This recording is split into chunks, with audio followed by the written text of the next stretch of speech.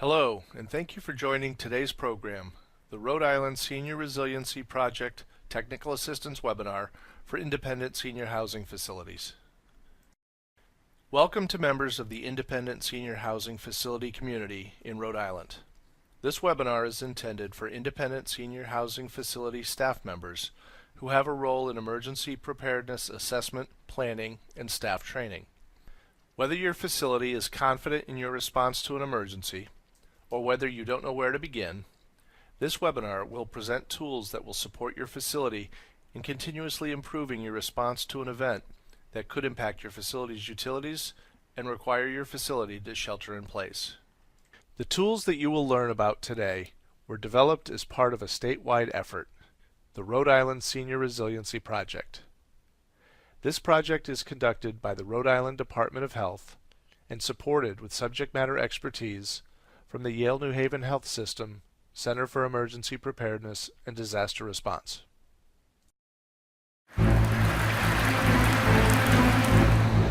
It doesn't rain like it used to. It doesn't just rain anymore. It's something that you will never ever forget. At the back of the facility here, we had about 10 feet of water.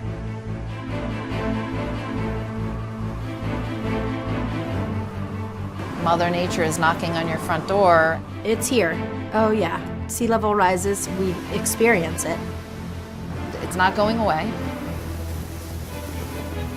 After a big storm, the question is always rebuild or retreat. I think the realities of living along the coast are it's a very dynamic system.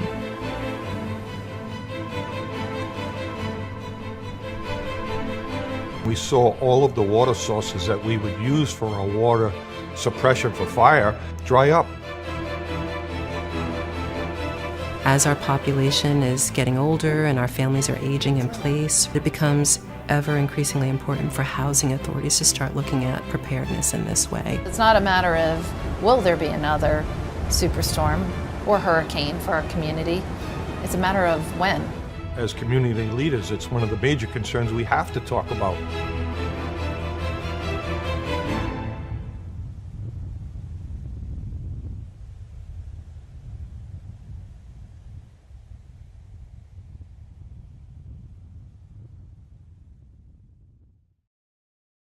The information you receive today will assist you in utilizing the resources that are available to you through the Rhode Island Senior Resiliency Project. These resources include a self-assessment tool to evaluate your facility's energy resiliency and ability to shelter in place in the event of an emergency, a gap assessment planning process that guides facilities in addressing and prioritizing mitigation activities, a shelter-in-place plan template to facilitate development of formal planning efforts, and a resident personal preparedness plan that supports facilities in educating residents in conducting their own personal emergency preparedness planning. No two independent senior housing facilities are alike, so some information presented here may not pertain to your facility. Also, some terminology used in this webinar may differ slightly from the terminology used in your facility. You are encouraged to adapt this information to fit the particular needs of your residents and facility. All of the tools presented today can be downloaded for facility use from the Rhode Island Department of Health's website. Navigate to the address listed here and then click on the Senior Resiliency Project link. The Rhode Island Senior Resiliency Project was developed to assist long-term care facilities, assisted living residences, and independent senior housing facilities in your preparedness efforts in order to decrease the impact that severe weather can have on the vulnerable populations who you serve, your staff, and your facility. The first phase of the project included the development and refinement of tools specifically designed to meet the unique needs of long-term care facilities, assisted living residences, and independent senior housing facilities. These tools were designed, tested, and improved with a smaller pilot group of Rhode Island facilities, and now the tools are ready to be utilized by facilities statewide. After completion of today's webinar, learners will understand how to assess your facility regarding critical elements for energy resiliency and sheltering in place using a self-assessment tool specifically designed for independent senior housing facilities. Address the results of your self-assessment by writing a gap analysis report to document your facility's findings. Review a shelter-in-place plan template so you can compare your existing plan to an expertly developed plan, or write a new plan for your facility if needed. And finally, review resident personal preparedness resources so you can support your residents in conducting their own personal emergency preparedness planning. We'll achieve these objectives through the following agenda. First, we'll introduce the Facility Emergency Preparedness Self-Assessment Tool. Second, the Facility Gap Assessment Process. Third, the Facility Template Plan for sheltering in place within the facility. And finally, provide information and resources for encouraging resident personal emergency preparedness. Along the way, we'll hear from a subject matter expert from the Yale New Haven Health System Center for Emergency Preparedness and Disaster Response. David Burek will provide real-world practical implementation assistance to help you and your staff get the most out of these tools and resources, protect your residents, staff, and facilities, and continue the important mission of your facility. David will start us off by defining some important terminology commonly used when discussing severe weather events that can impact a facility's utilities and prompt staff and patients to remain in the facility. The first key concept to review for today's webinar is energy resiliency. Energy resiliency is having the resources needed to maintain a safe internal environment. While we might assume the municipal resources of electricity and natural gas will never fail, we know that is not true. Without pointing fingers or blaming people, simply recall the outcome at the Rehabilitation Center in Hollywood Hills in Florida. Hurricane Irma brought high winds that knocked out municipal power to the area. The facility did not have a generator to power their air conditioning, allowing the temperature inside the facility to rise, and 14 residents died as a result. Facilities need to have the ability to generate sufficient power to maintain all elements of life safety. This includes not just the fire suppression system and emergency lighting, but also other systems that may be needed to maintain the health of the residents and staff. In the case of the facility in Florida, this meant having adequate air conditioning. For a northern facility, heat might be required during a winter snowstorm. The second key term is shelter in place. Shelter in place refers to the ability of patients, staff, and possibly visitors to safely remain in the residence or facility. All the basic human needs must be provided, in some cases for several days without receiving additional supplies. Among the elements needed are shelter, food, water, heat and air conditioning, sanitation, lighting, and security. Now that we've reviewed some important terminology, let's set the scene by thinking about our own experience at the facility where we work. No matter what the weather is today, imagine instead the impending arrival of a winter storm. Weather reports have been discussing the possibility for days, and today the reports state that it's inevitable. Up to 3 feet of snow statewide, freezing temperatures, blizzard-like conditions, and the possibility of high winds and ice that could impact utilities. The snow is falling fast, and phone calls have started to come in. Supply deliveries are postponed. Staff are making great efforts to report to work. Some staff are unable to report to work. Visitors have stopped arriving. Residents have hunkered down, and your facility is considering the days ahead.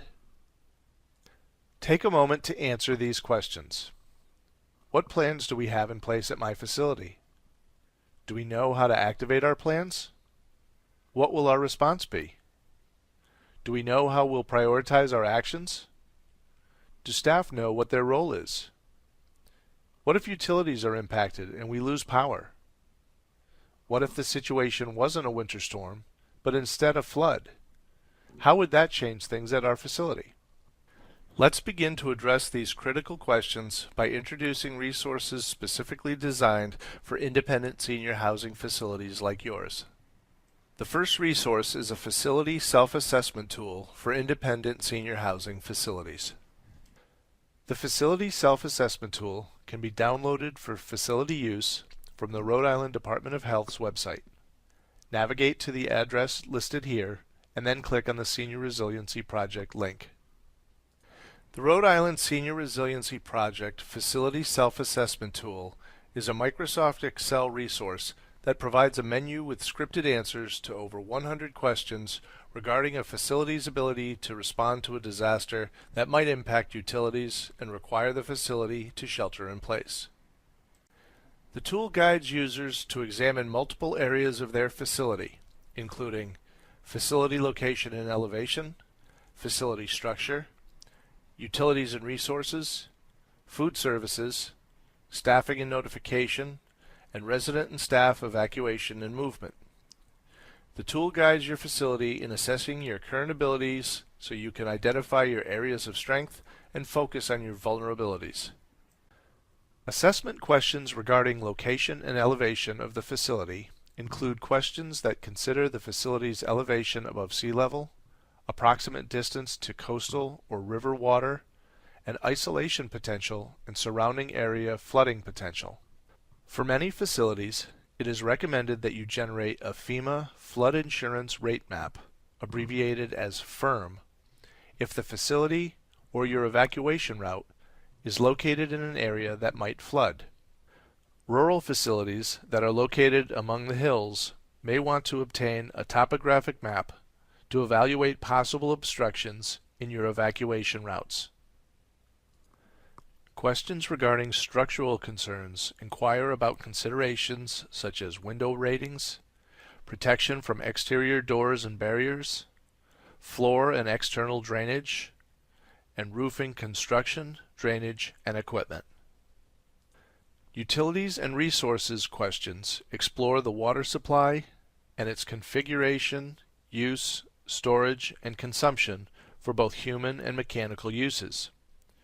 Regarding generators, questions explore the location, protection, age, and fuel supply. The municipal power supply configuration is considered, including whether it is above or below ground, the age and the history of failure and mitigation efforts from the municipality. The HVAC system is considered, including whether the system is connected to the emergency power supply and if windows can be opened for ventilation. Questions regarding food and nutrition explore potable water storage, on-site or vendor food services, food storage, conservation methods, and cooking systems.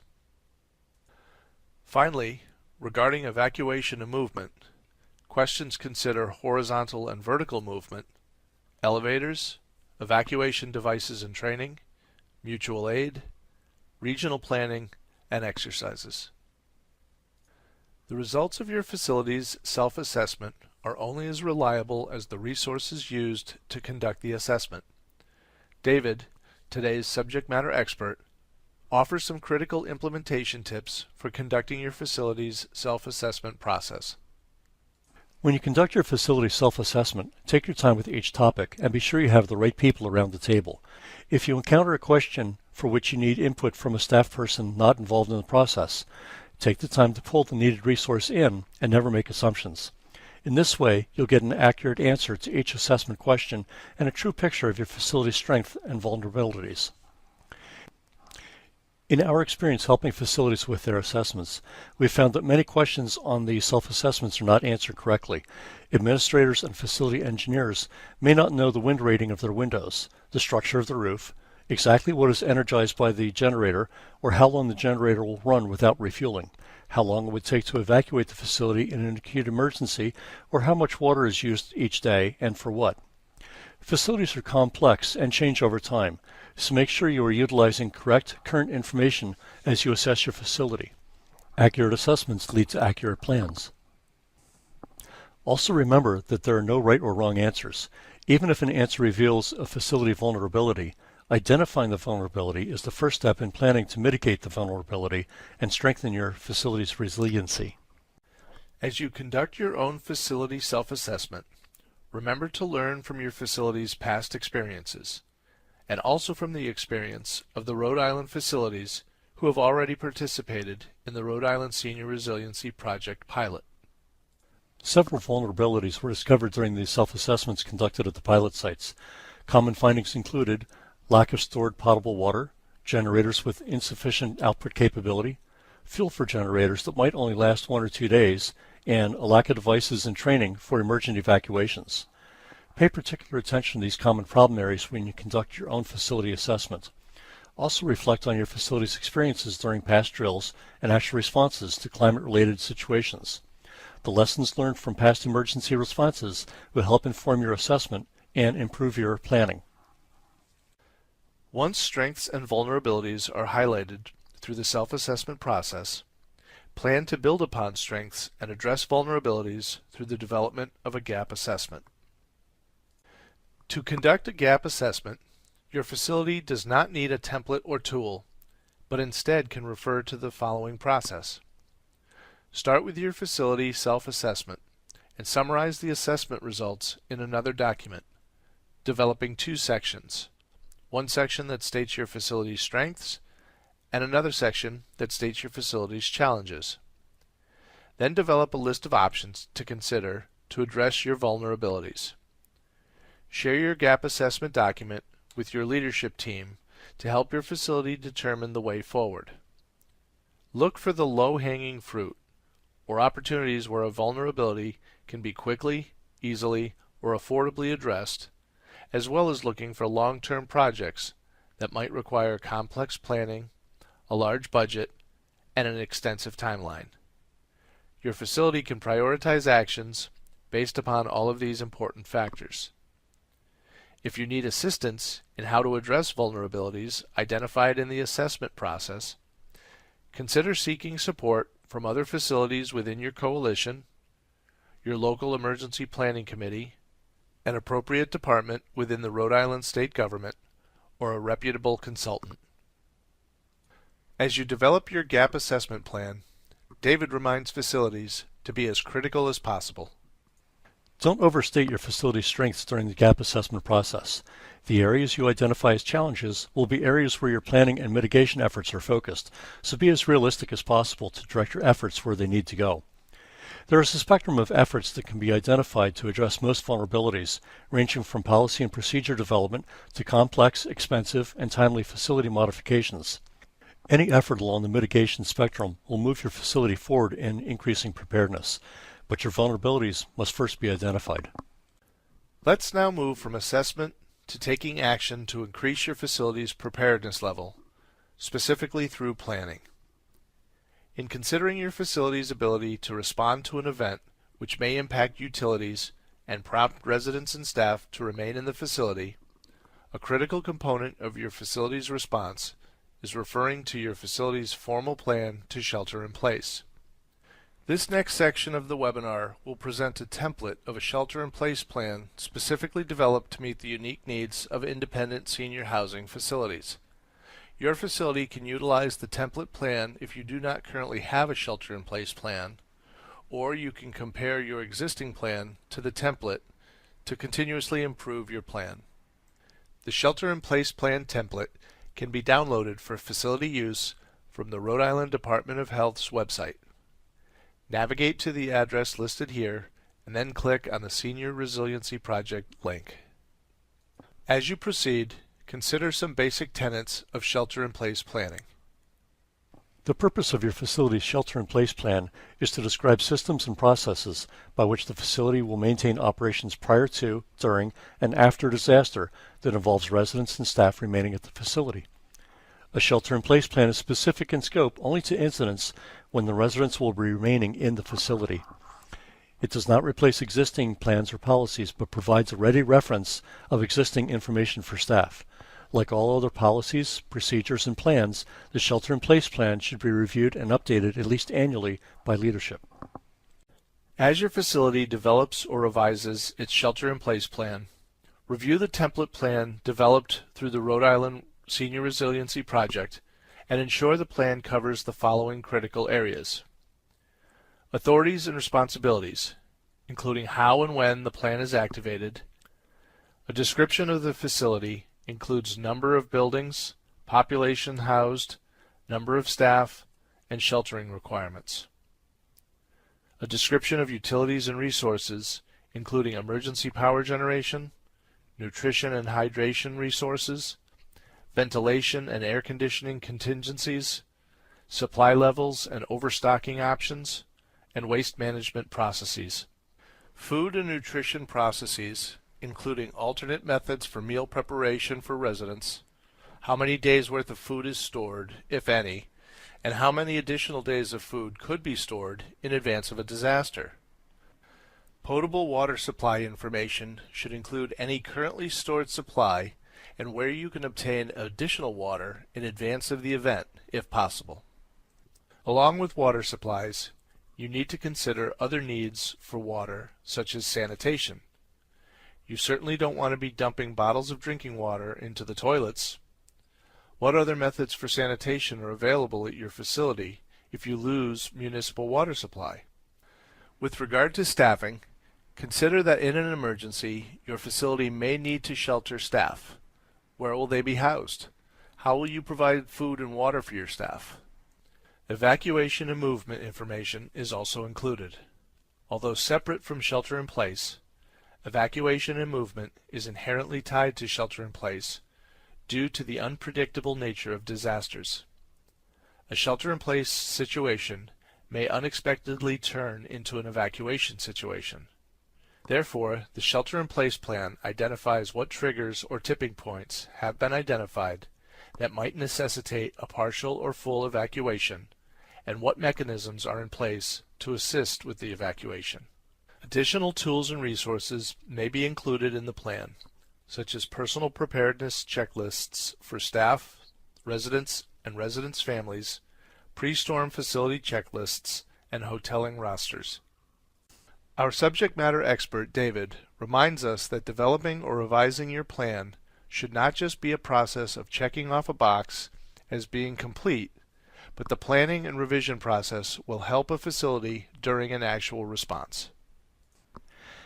Annual plan review should involve tasks such as communicating with leadership, updating staff, educating residents and residents' families, reflecting on facility and area changes, contacting suppliers, vendors, and partners, and other preparedness-related activities. These steps not only result in a policy that is current, but also strengthens your facility's emergency response in important ways, such as communication and networking. Comparing your facility's shelter-in-place plan with the template tool can result in a stronger, more robust plan and stronger, more responsive team. In the emergency preparedness field, it's not just the plan that benefits a facility, it's also the planning process. Now let's address our final topic, resident personal emergency preparedness. As you utilize the Rhode Island Senior Resiliency Project resources, keep in mind that independent senior housing facilities have varying levels of resources and services that are provided to residents. No matter what level of emergency preparedness support or resources your facility offers to your residents, your facility has a responsibility to clearly articulate the level of support and resources you will provide in the event of an emergency. Emergency power supply systems, safe rooms, areas of refuge, and facility emergency supplies should be clearly communicated so residents know what support they can expect to receive and can plan for the additional help they might need in the event of an emergency. Included in this guide are 3 no-cost resources from the government agency FEMA, the Federal Emergency Management Agency. The first pictured here, titled Preparing Makes Sense for Older Americans, is an overview of how senior citizens can prepare themselves for an emergency by making an emergency supply kit, writing a plan for what they will do in an emergency, and being informed about what might happen. This resource is available as both an electronic resource that can be emailed and a 2-page printer-friendly version that can be photocopied and distributed. Languages other than English are also available for download from the FEMA website at www.fema.gov by searching for the publication by name and the desired language. This comprehensive resource is appropriate to start independent senior housing residents on the path to personal preparedness. Another resource included as part of the Rhode Island Senior Resiliency Project Resident Personal Preparedness Planning Guide is FEMA's Emergency Supply List, a 2-page printer-ready handout that lists supplies that residents can gather and keep in their residence to assist them in the event of a shelter-in-place situation that we've been speaking of today. A final FEMA resource to consider sharing with residents is the Family Emergency Communications Plan and wallet cards. As you talk with residents, keep in mind that basic plans for healthy adults can be straightforward, but residents and staff with chronic conditions or special medical needs should be encouraged to plan in more detail with their medical providers, other caregivers, and other members of their personal support network. Now let's take a look at a video resource from FEMA, which is specifically targeted toward older Americans. Not only is this a great resource to share with your residents in a setting such as a resident meeting, but let's watch this brief video to learn more about the preparedness actions that your facility can encourage residents to take part in. An additional step independent living facilities can take to increase their facility and residents' level of emergency preparedness is to ensure that both facility staff and residents are receiving direction from local officials in the event of an emergency. Critical decisions such as when to shelter in place or evacuate should be made with timely instructions from local officials, and the facility and residents should become familiar with these resources before an emergency occurs. Agencies such as state and local departments of emergency management, local departments of health, the Rhode Island Department of Health, and others can serve as reliable sources of information before and during an emergency. Residents can also become active participants in emergency preparedness through programs such as FEMA's Community Emergency Response Team program. David also reminds us that some of your residents will be more vulnerable than others in the event of an emergency. Take a minute to think of the 5 residents of your facility who you believe might have the toughest time staying in their residence for an extended period of time without outside support. Why would they be so vulnerable? Do they have a disability? Or do they require special medications or equipment? Residents with chronic conditions or special medical needs are particularly vulnerable in a disaster because they may need extra assistance. These residents should be encouraged to plan in more detail with their medical providers, caregivers, or other members of their personal support network. Other vulnerable populations who may benefit from extra support in planning include residents who have dementia, are hearing impaired, sight impaired, or who do not understand English, are mobility impaired, or are dependent on medication or other medical devices. David also reminds us of the particular challenges of a shelter-in-place situation for older residents. Your facility shelter-in-place plan will help your facility maintain operations before, during, and after an incident, considering essential services such as utilities and HVAC systems. Some residents may need to take additional steps based on their special medical needs. For instance, most utility companies require individuals who are dependent upon electrically run medical equipment to register with them before a disaster occurs. Medical providers might assist people who have special medical equipment to arrange a backup power supply for essential medical items. For other non-essential items, residents can arrange for backup themselves as part of their personal preparedness process. For instance, if a resident uses an electrical wheelchair or scooter, they can consider having a manual wheelchair for backup. All of these steps are part of both your facility's emergency preparedness process and a resident's personal emergency preparedness plan. We've discussed the 4 resources outlined on today's agenda, so let's conclude the webinar with one additional tip from David. As your facility works with the tools and information provided by the Rhode Island Senior Resiliency Project, remember that emergency preparedness is an ongoing cyclical process. The tools from the project are just one slice of the larger pie that is your facility's overall emergency preparedness program. Today's tools enhance and not replace the other parts of your comprehensive emergency preparedness program. All emergency preparedness work starts with an assessment of your emergency preparedness program, leads to planning, and then moves on to implementation activities such as staff and resident training, and follows up with drills and exercises. Once the cycle is complete, it is conducted again and again to continually enhance the overall preparedness level of your facility. Critical processes in this cycle include an annual review of the potential threats to your facility using a Hazard Vulnerability Analysis, or HVA. HVAs are a tool which healthcare facilities use to regularly assess risks, which leads to a review of the emergency management policies and procedures. For more information on HVAs, consider contacting your local emergency management agency or view the webinar entitled Conducting and Using a Hazard Vulnerability Analysis, which can be found on the Rhode Island Department of Health Senior Resiliency Project website. Your facility must continue to move along the continuum of emergency preparedness, using resources such as these unique tools presented today to help your facility continuously improve your level of emergency preparedness. If you have additional questions about any of the tools presented today or about the Rhode Island Senior Resiliency Project, please contact the Climate Change Program at the Rhode Island Department of Health. We look forward to learning about the progress your facility will make as you forge ahead in the emergency preparedness process and how the Rhode Island Senior Resiliency Project can support you and your facility along the way. Thank you very much for your participation in today's webinar and the Senior Resiliency Project. On behalf of the Rhode Island Department of Health, and also on behalf of the Rhode Island Independent Senior Housing residents and their families, thank you for all you do each day to protect the health and safety of the residents of Rhode Island.